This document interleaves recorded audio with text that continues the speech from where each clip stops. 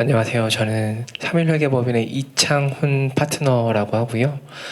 아마 이제 스타트업 운영하시는 대표님들이 많이 참석하셨을 텐데 3일회계법인이 왜 이런 자리에 있는지 되게 의아하시는 분들이 있을 텐데 흔히들 이제 3일회계법인은 좀 소기업이나 작은 규모의 중소기업과는 비즈니스를 잘 안 한다라고 생각을 하실 것 같고 실제로도 그렇긴 합니다. 근데 일반적인 소기업, 중소기업과 스타트업이 다른 점은 스타트업의 목표랑 바라보는 지향점이 거기에 그치지 않는다라는 데서 차이가 있는 것 같아요. 그래서 내가 성장을 해서 상장 기업이 되든 뭐 유니콘 기업이 되든 나는 큰 기업이 될 거야 라고 하는 목표만 갖고 계시는 대표님들이라면은 잠재적인 저희의 그 유니콘 기업이라고 생각을 하고 지금도 저희가 그런 유니콘 기업의 대표님들처럼 비즈니스 관계를 맺고 조언을 해드리고 있습니다. 그래서 뭐 내가 지금 스타트업이고 이제 막 시드를 받았고 아니면 심지어 이제 시드를 준비하시는 기업들도 많이 있을 텐데 그런 것들은 전혀 중요하지 않습니다. 내가 어떤 꿈을 갖고 어떤 비전을 갖고 있는지 그게 3일회계 법인은 중요하게 생각하고 있다라고 봐주시면 될 것 같습니다. 그래서 오늘도 강의 주제로 잡은 스타트업 경영 관리와 엑시트 전략 역시 오늘 참석하신 기업들에 따라서는 아직은 좀 나한테 먼 길일지 몰라도 언젠가는 거쳐가야 되는 과정들이거든요. 그래서 그런 과정으로 생각하시고 강의를 들어주시면 될 것 같고 중간중간에 궁금하신 거 있으시면 바로 질문해 주셔도 괜찮습니다. 스타트업은 사실은 일반적인 소기업, 중소기업과는 다른 점이 사실은 내 돈으로 사업을 한다기보다는 다른 외부 투자자들의 도움을 받아서 사업을 한다는 게 가장 큰 차이라고 볼 수 있을 것 같고요. 그 투자자들의 도움을 받아서 J커브를 그리는 게 일반적인 전략인데 결국에는 종국에는 그 투자자들한테 만족할 수 있는 보상을 제공을 해야 될 거고 그러기 위해서는 엑시트이 필요합니다. 그중에 가장 일반적으로 필요한 게 IPO라는 수단이 될 거고요. 그 말은 즉슨 내가 회사가 점점 성장해 가면서 많은 이해관계자들과 관계를 맺게 되는 운명에 놓여 있다 이렇게 보시면 될 것 같고 나 혼자 운영하는 기업이 아니라 여러 이해관계자들을 설득할 수 있고 내가 조직이 커져가는 과정을 준비할 수 있는 게 필요한데 근데 일반적으로 스타트업이 제일 큰 어려움이 예산이 넉넉하지 않습니다. 사실 그런 관계들을 조율하고 뭔가 투자자들을 소통하고 이런 것들이 이제 경영 관리의 역할 중에 하나인데 대부분의 스타트업이 예산이 넉넉하지 않다 보니까 인력들이라고 하면 대부분 영업, 마케팅, R&D에밖에 이제 치중할 수밖에 없게 되거든요. 그러다 보니까 저희 3일회계 법인이 이쪽 스타트업 비즈니스를 하게 된 계기인데 많은 대표님들이 내가 나중에 중요한 순간 성장을 해서 상장이라던가 중요한 투자를 받아야 되는 순간에 내부적인 경영 관리의 문제로 인해서 IPO나 투자가 드랍이 되는 경험들을 하시는 분들이 꽤 계세요. 예. 그래서 그러다 보니까 내가 초기에 좀 이런 경영 관리에 대한 제대로 된 조언을 받고 나한테 이런 자문을 해줄 수 있는 CFO와 같은 역할을 해줄 수 있는 사람이 있었더라면 얼마나 좋았을까 뭐 이런 고민들을 하게 되는 거죠. 예, 그래서 그런 것들에 대해서 일종의 3일회계 법인이 답을 드리고 그리고 꼭 그런 3일회계 법인의 서비스가 아니더라도 내가 대표님이라면 경영관리의 어떤 분야에 조금 주안점을 두어서 회사를 운영하면 좋을지 이런 것들을 나눠보고자 합니다.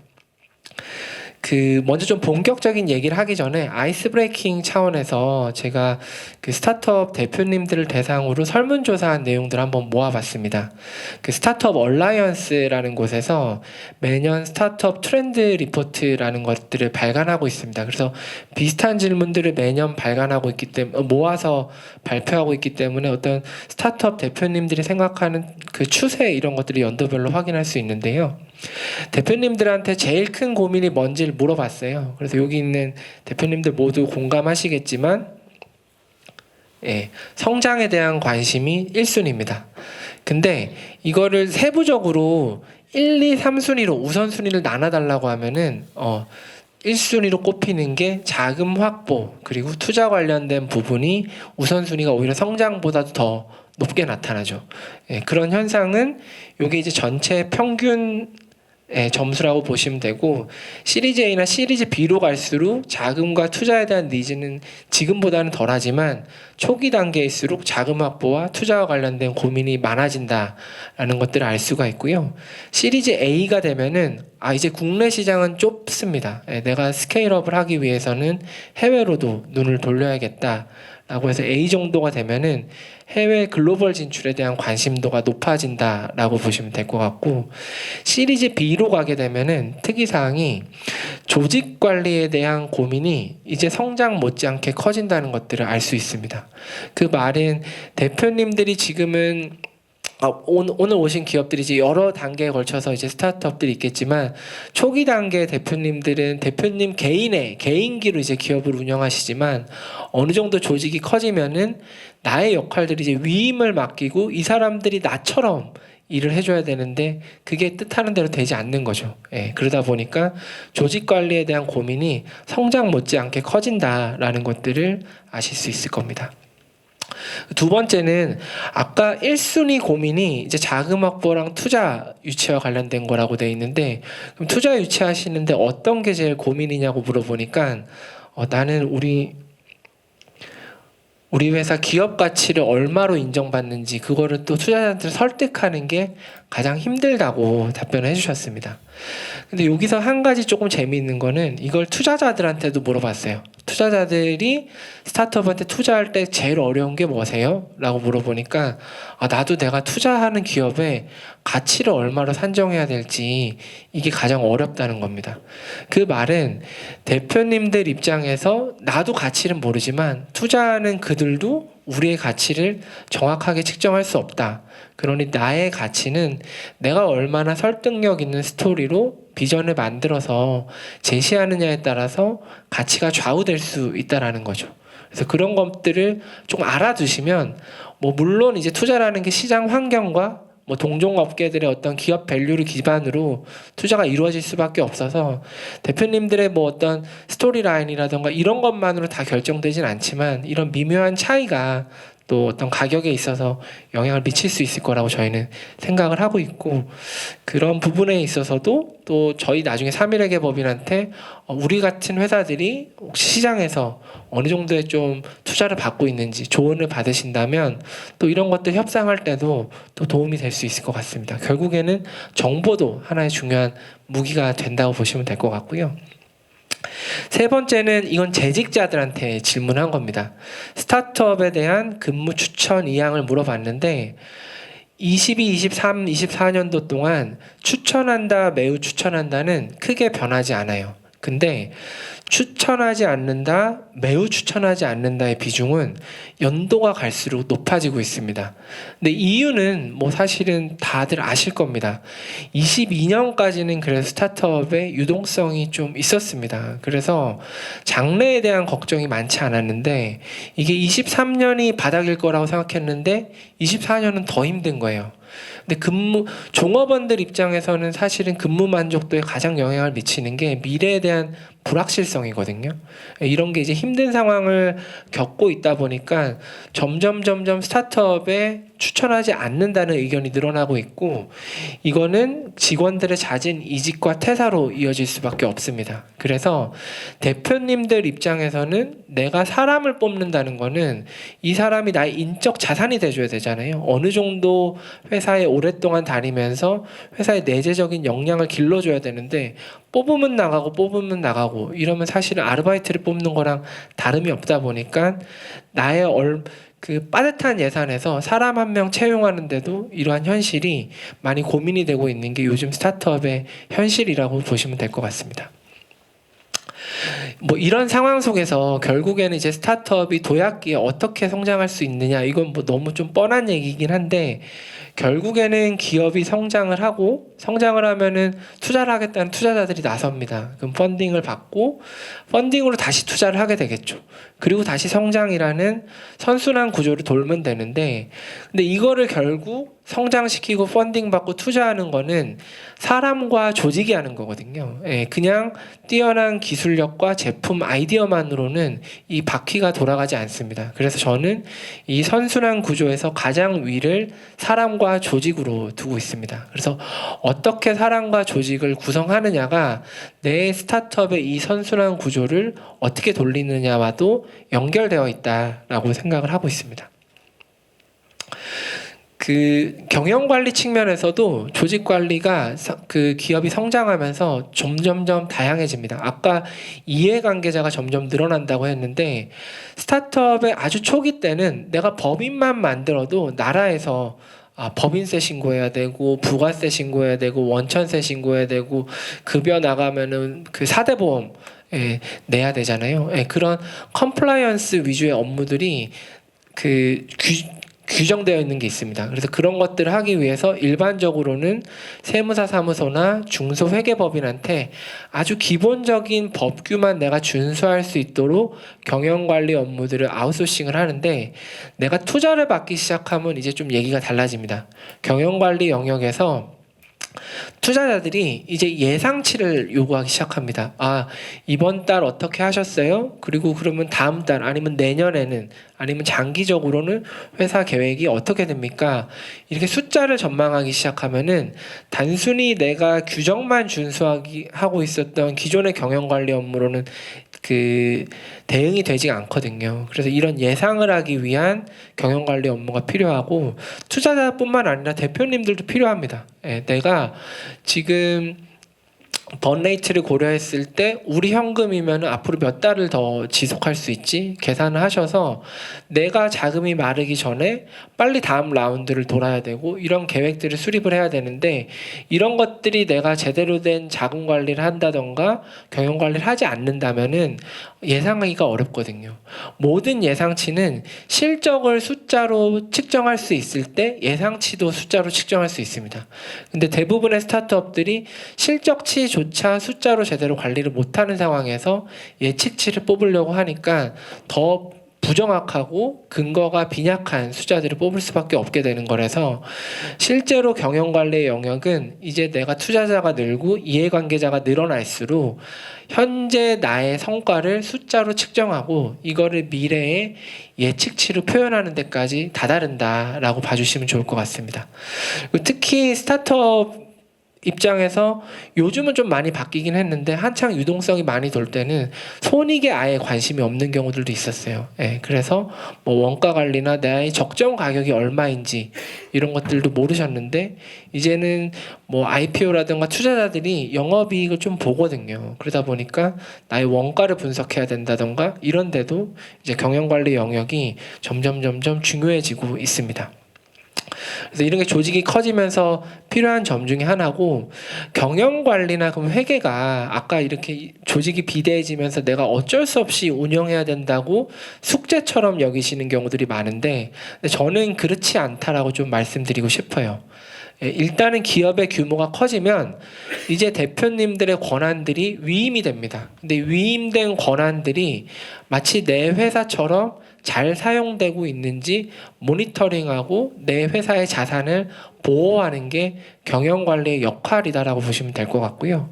아까 말씀드린 IPO를 목전에 두고 중요한 투자를 목전에 두고 경영관리의 실패로 제대로 되지 않았던 부분들은 회사 자산을 제대로 보호하지 못한 경우들이 많이 있어요. 그 안에 종업원들의 횡령이나 배임 이런 건들이 이제 포함되어 있어갖고, 그 사소한 금액이라고 주장할지 몰라도 이렇게 부실 관리되어 있는 회사가 나중에 뭐가 더 있는지 모르는데 어떻게 거액의 투자를 할 수 있냐 라는 우려 때문에 투자가 유치가 되지 않는 경우죠. 그래서 이런 자산을 보호하는 기능이 있고, 아까도 말씀드렸던 것처럼 성과를 정확하게 측정을 해서 기존에 정성적으로만 평가했던 거를 정량적으로 측정할 수 있게끔 해주고요. 추정치도 훨씬 더 합리적으로 할 수 있게 해줍니다. 그리고 그럼에도 불구하고 경영관리의 또 본질 중에 하나는 여전히 회사의 각종 컴플라이언스 요구사항들을 잘 준수할 수 있게끔 해주는 게 역할이고요.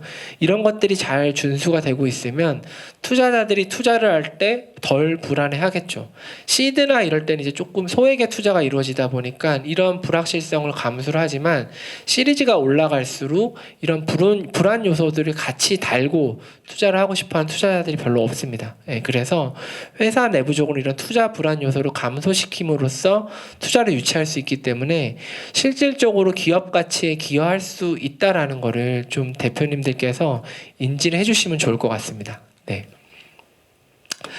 이거는 저희 3일회계 법인이 경영관리 지원 업무들을 대행을 해주고 있거든요. 그래서 뭐 보통은 일반적인 중소회계법인이나 세무사 사무소에서 하던 것들을 좀 대표님들이 3일로 옮기시는 경우들이 있어서 저희가 맡았을 때 좀 나왔던 몇 가지 사례입니다.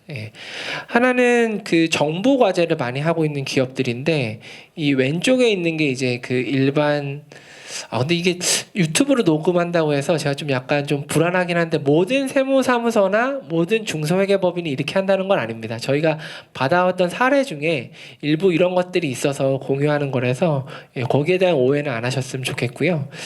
그 정부 지원 과제를 받아서 내가 정부 지원 과제와 관련된 뭐 재료비도 쓰고 임차료도 쓰고 연구활동비도 썼어요.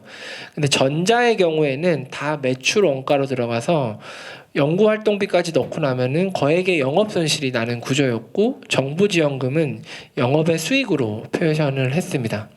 근데 정부지원금은 회계적으로는 원래 보전받는 비용을 차감하도록 되어 있거든요. 그래서 이걸 회계 기준에 맞게 다시 수정을 해보니 매출 원가가 7천이 아니라 정부지원금을 보조받았으니 1,000으로 줄어야 되고 R&D 코스트도 12,000이 아니라 정부에서 지원받은 돈은 차감해서 2,000이 돼. 그래서 사실은 나는 영업손실이 나는 기업이 아니라 영업이익이 발생하는 기업인데 이걸 영업의 수익으로 빼서 잘못 영업이익이 표시되는 경우들도 존재하는 거죠. 그래서 이런 정보들이 뭐 내부적으로 나중에 투자 받고 하면은 사실 면밀히 보면은 이런 거구나 하면서 분석할 수 있겠지만 상당히 많은 스타트업 관련된 뭐 그 IR 사이트라든가 투자 유치 사이트에서는 이런 정보들이 어디서 났는지는 모르겠지만 그냥 들어와 있는 경우들이 있어요. 그러면은 나의 회사는 사실 조금 제대로 봤으면 훨씬 영업손익이 좋아 보일 수 있는데 잘못된 영업손익으로 표시된다던가 이런 면에서 아무래도 좀 불이익을 받을 수가 있고요.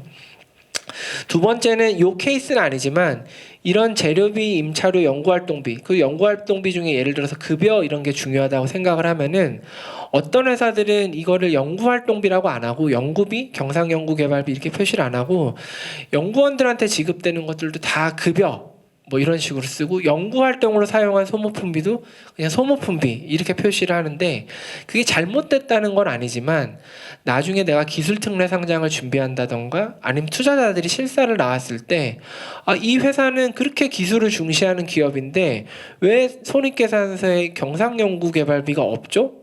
이렇게 생각을 하는 거죠. 근데 실제로 기술특례 상장이나 이런 것들을 할 때 그런 좀 채점 포인트들이 있거든요. 그래서 내가 사용하고 있는 비용들이나 이런 것들도 성격에 맞게 잘 표현을 해주면은 외부에서 우리 기업을 봤을 때 R&D에 투자를 이만큼 매년씩 하고 있는 기업 아니면은 정부 보조를 받아서 그래도 영업이익이 이 정도는 나는 기업 이런 것들이 정확하게 표현해 줄 수 있습니다. 그래서 이런 게 이제 하나의 경영관리의 역할이다라고 보시면 될 것 같고요. 두 번째는 세제 혜택입니다. 스타트업이 초기에는 이익이 보통 나는 기업들이 없다 보니까 대표님들이 나는 법인세는 관심 없어 이렇게 생각하시는 부분들이 많은데 사실 스타트업과 관련된 세액공제 제도들이 굉장히 많이 있고 그 세액공제가 지금 내가 법인세를 내지 않더라도 이번에 발생한 게 향후 15년간 2월 공제가 가능하거든요. 그래서 미래에 내가 15년 뒤에 15년 아니라도 이익이 발생하면 공제받을 수 있는 비용들을 지금 내가 세금 낼 이유가 없다고 해서 관리를 안 하고 넘어가는 경우들이 많이 있어요. 예, 그래서 그런 것들도 초기에 내가 세액공제를 잡아야 되는 포인트들을 잘 잡아서 세액공제 항목들을 관리하시는 것도 일종의 하나의 절세 전략이죠. 우리가 막 100만 원, 200만 원 아끼려고 되게 고민 많이 하시는데 이런 절세 전략은 훨씬 더 큰 금액으로 내 탑라인에서 들어오는 금액 못지않게 바텀라인에서 빠져나가는 금액들이 줄여줄 수 있거든요. 그래서 이런 것들이 적절한 경영 관리에 대해서 우리가 이해를 하고 있을 때 얻을 수 있는 베네핏이다 이렇게 보시면 될 것 같습니다. 근데 이것도 요즘 스타트업의 트렌드라서 제가 같이 좀 추가적으로 설명을 드리고 이게 뭐 좀 약간 삼일의 법인의 광고처럼 들릴까봐 제가 강의 때는 신중하게 말씀을 드리는데요. 이건 뭐 삼일의 법인을 특정지어서 막 얘기하는 건 아니고 스타트업이 그러다 보니까 이제 경영 관리에 대해서 내가 내부적으로 직원을 뽑을지 아니면 아웃소싱을 할지에 대해서 고민이 되게 많으세요. 근데 아웃소싱을 할 때 장점이 있습니다. 장점은 내가 내부적으로 인원을 뽑을 때는 그 사람이 이력서만 가지고 내가 원하는 전문성을 갖고 있는지 좀 확인하기 어렵습니다. 그리고 사실 초기 단계 스타트업 경영관리 직원들 같은 경우에는 정말 제가 알기로는 최저한의 보수로 저희가 채용을 하려고 하는 경우들이 많이 있기 때문에 원하는 전문성들을 획득하기가 어려워요. 그래서 차라리 아웃소싱을 하게 되는 경우에는 뭐 예를 들어 3일 회계법인이다 아니면 뭐 다른 어떤 회계법인이다 라고 하면은 그 회계법인의 전문성을 내가 활용할 수 있겠다라고 해서 그런 아웃소싱을 했을 때 원하는 품질에 대한 리스크가 많이 감소할 수 있다는 게 장점이고요. 두 번째는 인건비의 특성입니다. 인건비라는 게 여기서 좀 업력이 기신 대표님들은 아시겠지만 올라갈 때는 변동비입니다. 내가 회사가 커지고 이러면 저 혼자 이게 다 못해요 하면 계속 채용을 해야 되고 일이 줄었어요. 내려간다고 해서 나 이제 일 없으니까 자네 집에 가게 이럴 수 있는 게 사람이 아니에요. 내려갈 때는 고정비고 올라갈 때인 변동비인 게 인건비다 보니까 상당히 채용에 사실 고민을 많이 하셔야 되는데 22년 이전까지는 워낙 스타트업이 좋아서 성장하면 막 사람 막 뽑았습니다. 근데 한번 사이클을 경험해 보신 분은 내 회사의 인력 구조라는 거는 업사이클만 있는 게 아니구나. 내가 다운 사이클이 왔을 때도 부담이 없는 정도의 인력 구조를 핵심 인력으로 유지를 하고 비핵심 인력에 대해서는 어느 정도 변동비화하는 게 경영 전략상 훨씬 유리할 수 있겠다. 이런 판단들을 요즘 스타트업에서 많이 하시는 것 같고요. 그걸 뭐 그래서 핵심 인력들을 크루라고 표현하시는 대표님들도 있더라고요. 그래서 그런 점에서 아웃소싱은 언제든지 그 업무 범위에 대해서 변동비로 전환할 수 있기 때문에 요즘 대표님들한테는 매력적인 대안으로 다가가는 것 같습니다. 근데 제가 무작정 아웃소싱을 추천해 드리진 않습니다. 단점은 대부분의 아웃소싱 서비스라는 게 리모트 웍입니다. 결국에는 버추얼로 서비스를 제공하는 거다 보니까 내부에 있을 때처럼 커뮤니케이션이 원활하기가 쉽지가 않아요. 물론 요즘 기업들은 바로 앞에 있는 사람이랑 얘기할 때도 채팅으로 얘기 많이 하시잖아요. 그래서 기업의 컬처에 따라서는 리모트 웍이 전혀 어색하지 않은 기업들도 많이 있는데 그런 게 아니라 좀 대면이 많은 회사들 같은 경우에는 이런 서비스가 좀 문화상 맞지 않는 경우들이 있을 수 있고요. 그리고 아웃소싱 업체에 대해서 의존을 많이 하다 보니까 기업 내부의 역량을 좀 축적할 수 있는 기회가 상실이 돼서 대표님 입장에서는 약간 내가 내 회사인데 너무 아웃소싱 업체한테 의존하는 거 아니야? 이런 불안감도 있을 수 있고 또 중요한 보안과 같은 정보들이 외부로 새어나가는 것에 대한 불안은 있을 수 있습니다. 그래서 아웃소싱의 장단점을 고려하셔서 이런 경영관리 업무를 맡기시는 게 좋고요. 기본적으로 제가 추천해 드리는 거는 아웃소싱도 사람 뽑는 것처럼 뽑으셔라 라고 말씀드려요. 아웃소싱 파트너라고 해서 알바 쓰듯이 일용직 쓰듯이 쓰시면 안 되고 나의 장기적인 이해관계를 같이 할 수 있는 파트너사가 장기적으로 같이 가주면 단순한 아웃소싱 업체 이상의 관계를 낼 수 있을 거라고 생각을 하고 제가 아까 약간 광고 성격이라고 제가 말씀드렸던 게 그런 장기적인 이해관계는 아까 저희 3일이 말씀드렸잖아요. 지금 대표님의 상황을 저희가 보고 대표님을 뭐 스타트업의 대표로 보는 게 아니라 장기적으로 꿈이 유니콘이고 내가 어떤 상장 기업의 대표가 되는 게 꿈이라면 저희는 거기에 베팅을 하고 같이 비즈니스를 한다고 말씀드려서 사실 그런 면에서 가장 장기적인 이해관계로서 3일의 법인이 좋을 수 있다. 요거는 그냥 사이드로 그냥 농담처럼 들어주시면 좋을 것 같습니다. 네. 저희가 이제 아웃소싱 서비스를 하면서 약간 부수적인 효과들을 같이 본 게 있어서 요거는 사실 아웃소싱을 하든 내부적으로 하시든 간에 좀 고민해 보셔야 될 영역이라고 생각을 해요.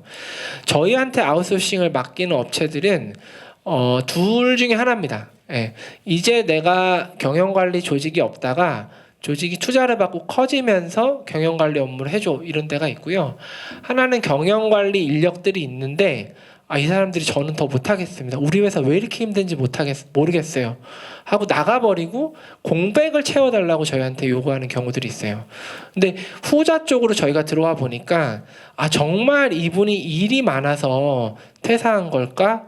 라고 했는데 저희가 들어와서 본 결과 한 70% 이상은 체계가 잡히지 않아서 이 사람들은 들어온 경영관리 직원들이 거기에 대한 전문성이나 경험이 풍부하지 않다 보니 내가 회사 내에서 경영관리 업무를 다른 분들이랑 어떻게 업무를 분장하고 논의해야 될지를 모르고 어떤 프로세스로 해야지 내가 업무를 펑크내지 않고 완료하는지 모르는 경우들이 많아서 업무를 실제 이상으로 과중하게 겪고 스트레스를 받다가 퇴사하시는 경우들이 많더라고요.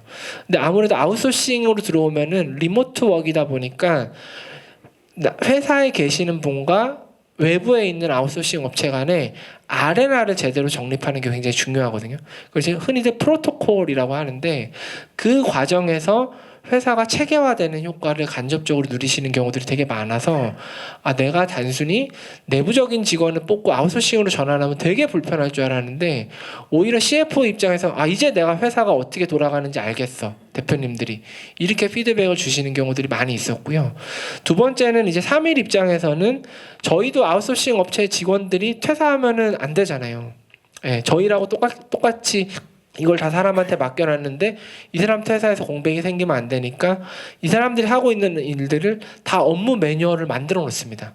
업무 매뉴얼을 만들어 놓으니까 아까 말씀드렸던 것처럼 대표님들이 나는 내재화 할래 라고 하면은 이렇게 만들어 놓은 업무 매뉴얼들을 다시 회사에 이관함으로써 회사가 일종의 조직 관리에 대한 컨설팅을 받는 효과도 간접적으로 체험을 하셨다고 합니다. 처음에 저희는 서비스를 의도할 때는 그 의도가 없었는데 저희의 불편함과 회사의 불편함을 해소하려다 보니까 그런 개선 효과가 크게 나타났다라고 보시면 될 것 같아요. 그래서 이렇게만 얘기하면 좀 아웃소싱 쪽에 제가 무게를 두고 말씀드린 것처럼 들릴 수는 있겠지만 절대 그렇지는 않고요. 어느 정도 회사 내부적인 역량은 당연히 필요한 거기 때문에 그 배합에서 경영상 효율적인 전략을 찾아가시는 게 중요하다라고 보시면 될 것 같습니다. 네, 잠시만요. 저희가 시간이 45분까지죠? 네. 그래서 경영관리 쪽에 제가 좀 주안점을 두고 말씀을 드렸고요. 뒤에 쪽은 이제 기업가치와 엑시 관련된 트렌드나 뭐 상식 정도만 간단하게 말씀드리겠습니다. 기업가치 하는데 기업가치를 어떻게 산정하나요? 이렇게 물어보는데 보통 기업가치 했을 땐 요 세 가지 중에 하나를 많이 얘기합니다. 상증법상 주식가치 평가. 근데 이거는 세금을 매기기 위한 기준가격이라서 현실의 주식가치를 나타내지 않는다. 이렇게 보시면 될 것 같고요. 현금흐름 할인법에 의한 주식가치 평가인데 이건 회계법인이 평가보고서를 내서 발행하는 주식가치 보고서입니다. 그래서 미래에 있는 중장기 손익계산서를 가지고 하는 건데 초기 스타트업한테는 적합하지 않아서 잘 사용하지 않고 나중에 IPO 준비하시면은 IFRS 전환하시잖아요. 그때 내가 조달받은 RCPS라던가 CB 이런 것들을 평가할 때 이 방법에 의해서 평가를 하는 가치고 이것도 약간 이론적인 가치라서 실제 투자받을 때 많이 준용되는 가치는 아닙니다. 세 번째는 유사기업 비교법이라고 해서 우리 회사와 동종기업이 상장사로서 시가가 어떻게 거래되고 있는지.